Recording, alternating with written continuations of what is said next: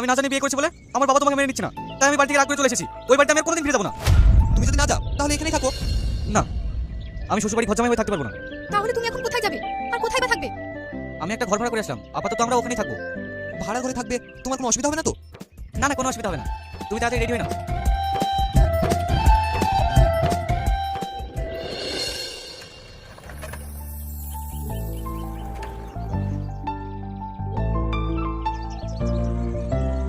কি গো, তোমাকে একটা শাড়ি আনতে বলেছিলাম যে।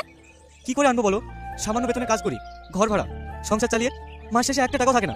তুমি একটা অবধার্ত স্বামী, বউকে একটা শাড়ি কিনে দিতে পারবে না? তাহলে বিয়ে করেছিলে কেন? আমার জীবনটাকে ছাড়খাড় করার জন্য? রিনা, তুমি বুঝতে পারছো না কেন?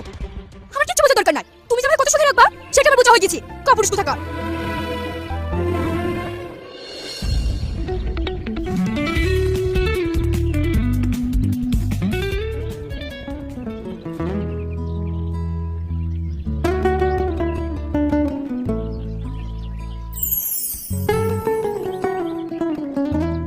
শাড়িটা আপনার খুব পছন্দ তাই না?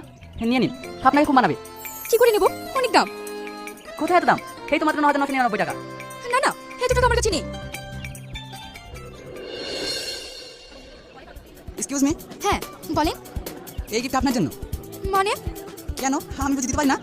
প্লিজ এখন না, বাড়িতে গিয়ে খুলবেন। ঠিক আছে।